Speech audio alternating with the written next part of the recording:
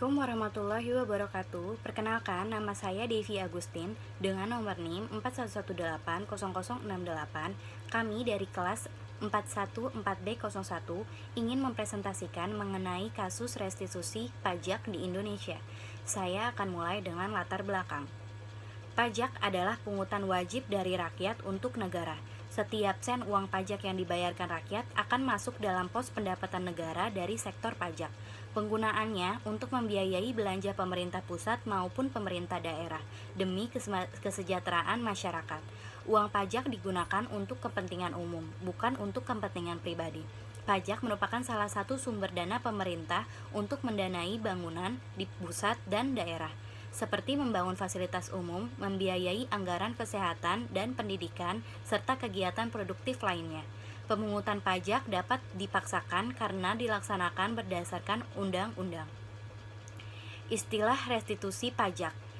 Restitusi pajak atau pengembalian pajak tercantum dalam pasal 17 Undang-Undang Nomor 6 Tahun 1983 tentang ketentuan umum dan tata cara perpajakan, sebagaimana telah beberapa kali diubah dan terakhir kali dirubah dengan Undang-Undang Nomor 28 Tahun 2007.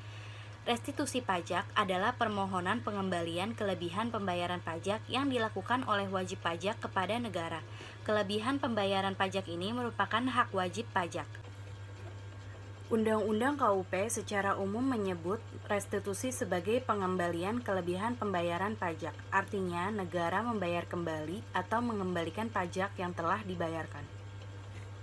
Hak tersebut timbul apabila terdapat kelebihan pembayaran pajak sebagaimana dilaporkan dalam surat pemberitahuan atau SPT, atau apabila terhadap kekeliruan pemungutan atau pemotongan yang menyebabkan kelebihan pembayaran pajak.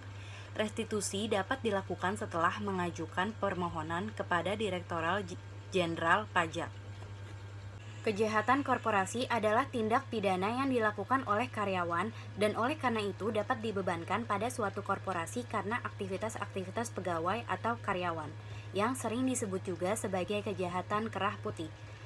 Menurut Sally S. Simpson yang mengutip pendapat John Braithwaite menyatakan kejahatan korporasi adalah conduct of a corporation or an employees acting on behalf of a corporation which is proscribed and punishable by law.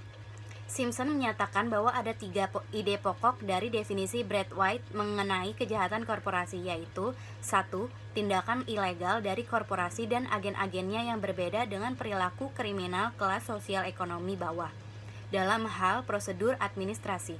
Karenanya yang digolongkan kejahatan korporasi tidak hanya tindakan kejahatan atas hukum pidana, tetapi juga pelanggaran atas hukum perdata dan administrasi. Korporasi sebagai subjek hukum perorangan atau legal persons, dan perwakilannya termasuk sebagai pelaku kejahatan, di mana dalam praktek yudisialnya bergantung pada antara lain kejahatan yang dilakukan, aturan dan kualitas pembuktian dan penuntutan.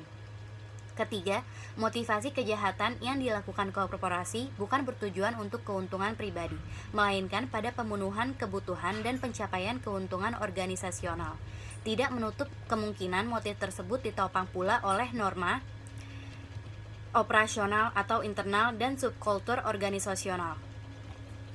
Assalamualaikum warahmatullahi wabarakatuh. Nama saya Elena Reza Prastika dengan NIM 41180246. Kali ini saya akan menjelaskan tentang dampak dan tindakan pemerintah. Untuk dampaknya sendiri, polisi terus mengembangkan kemungkinan ada perusahaan lain yang merasa dirugikan. Yang kedua, mantan pegawai pajak yakni Denok Tavi Periana dan Totok Hendrianto, mereka diduga sebagai penerima suap 1,6 miliar dari PT Surabaya Agung Industri dan Paper atas nama Berti. Akibat persekongkolan tersebut, negara dirugikan 21 miliar yang merupakan jumlah restitusi yang dicairkan kepada PT Surabaya Agung Industri dan Paper sejak tahun 2004 sampai tahun 2007. Tindakan pemerintah dalam pengambilan sikap terhadap kasus tersebut yaitu polisi melakukan pengkajian untuk mengajukan perusahaan yang melakukan kejahatan korporasi dan perusahaan yang menjadi tindak pidana pelaku. Nah, karena uang hasil restitusi pajak PT SAIPK digunakan untuk menyuap 2 pegawai pajak yang telah dinonaktifkan sejak Desember 2012. Nah, polisi pun sedang mempelajari dokumen-dokumen dari kantor pajak. Sasarannya wajib pajak lain yang ditangani dua tersangka ini. Sebelum diberitakan, Direktorat Tindak Pidana Ekonomi dan Khusus Barreskrim Polri menetapkan 3 orang sebagai tersangka kasus korupsi dan pencurian uang di Direktorat Jenderal Pajak. 2 orang diantaranya adalah mantan pegawai yang tadi sudah disebutkan, yaitu Denok dan Toto. Nah, mereka ditangkap tim penyidik di Tipideksus Barreskrim Polri tanggal 21 Oktober 2013 lalu. Ketiganya disangkakan telah melanggar pasal 5, 11, 12 Undang-Undang Tindak Pidana Korupsi dan pasal 3 dan 6 UU Tindak Pidana Pencucian Uang TPPU. Saya Puri Puji pribadi dengan NIM 4118013. Di sini saya akan membahas tujuan dan penyebab. Tujuannya ialah untuk memenuhi tugas mata kuliah Sosiologi Komunikasi yang dibimbing oleh Bapak Adianta Sebayang. Kita masuk bab 2 ialah pembahasan dengan penyebab. Penyebabnya banyaknya pejabat. Bismillahirrahmanirrahim, ya Allah. Saya Puri Puji pribadi dengan NIM 4118013 akan membahas tujuan dan penyebab. Tujuannya ialah untuk memenuhi tugas mata kuliah Sosiologi Komunikasi yang dibimbing oleh Bapak Adianta Sebayang. Kita masuk ke bab 2 ialah pembahasan. Penyebabnya adalah banyaknya pejabat yang serakah, penegakan hukum yang lemah, dan kurangnya penyuluhan terhadap masyarakat tentang bahayanya korupsi. Baik, saya Lutfi Al-Haddad dengan NIM 4118012. Saya akan menjelaskan bab 3, penutup, kesimpulan.